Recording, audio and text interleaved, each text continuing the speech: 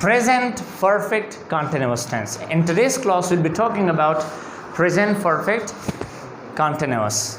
When we use actually present perfect continuous, why we use it, what is the structure of present perfect continuous.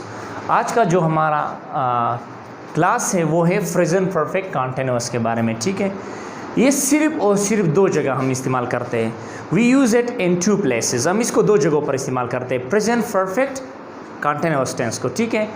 ऐसे actions जो ख़त्म हो चुके हो, अभी अभी ख़त्म हो चुके हो और उसका रिजल्ट बाकी है, जिस तरह हम प्रेजेंट परफेक्ट इस्तेमाल करते थे, इसलिए इसको हम कहते हैं प्रेजेंट परफेक्ट कॉन्टिन्यूअस। इसको क्यों प्रेजेंट परफेक्ट कॉन्टिन्यूअस कहते हैं? क्योंकि ये प्रेजेंट परफेक्ट की जगह भी इस्तेमाल होता है और प्रेजेंट कॉन्टिन्यूअस की जगह भी इस्तेमाल होता है, इसलिए इसको हम कहते हैं प्रेजेंट परफेक्ट।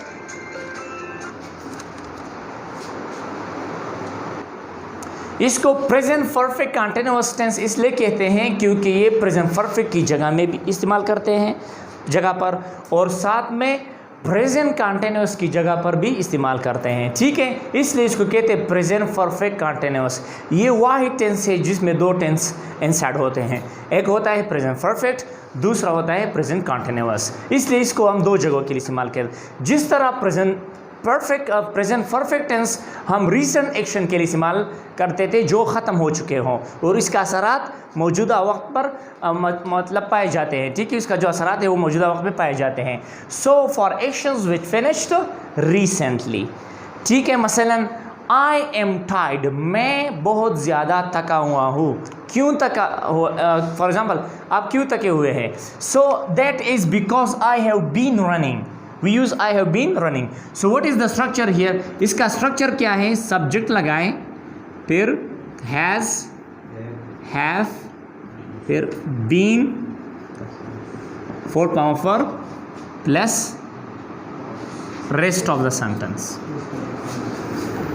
ठीक है। For example I am very tired because I have, I के साथ क्या आता है? have आता है ना। I have been रनिंग, इसका मतलब ये काम ख़त्म हो चुका है, ठीक है, लेकिन उसका असरात ये है कि मैं थका हुआ हूँ। I am tired, so you say I have been running therefore I am tired, या I am tired because I have been running. Are you getting? इसी तरह for example what were you doing, तुम क्या कर रहे थे? I have been playing cricket, एक बंदा है उसके साथ बैट हैं और वो यहाँ पर आता है, फिर यहाँ पर बैठता है और उसको हम कहते हैं आपने क्या किया? I have been playing cricket, मैं क्रिकेट खेल चुका हूँ। I have been playing cricket, it means he finish the cricket, but we can see still the effects of the cricket on his face, there is sweat on his face, right? Okay, now this is one way to use example. Don't take that book, I have been reading it, मैं उसको पढ़ रहा हूँ, I have been reading it, sometime we use it, okay। So next one for example, get this book, I have been reading it, इसको ले लो, मैंने पढ़ा है इस किताब को।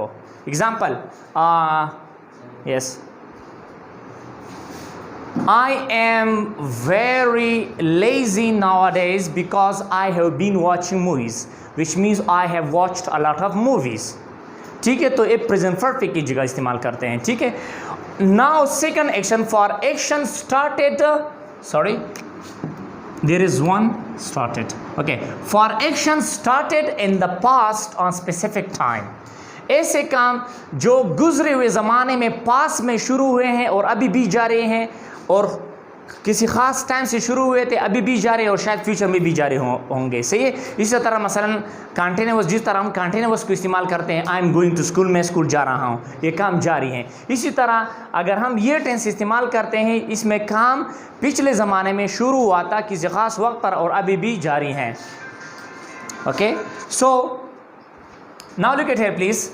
उसका एग्जाम्पल फिर हम किस तरह लेंगे? आप उसमें सब्जेक्ट इस्तेमाल करेंगे, has, have plus been plus V4 plus rest of the sentence. यहाँ पर जब हम रेस्ट ऑफ द सेंटेंस लिखते हैं, बाद में हम क्या लिखेंगे? इसके साथ रेस्ट ऑफ द सेंटेंस या तो ऑब्जेक्ट होगा, कम्प्लीमेंट होगा, व्हाटएवर, इसके साथ हम सेंस और फार लगाएंगे। व्हाट इज सेंस और पार, और फिर टाइम एक्सप्रेशन लगाएंगे। क्या लगाएंगे? Time expressions.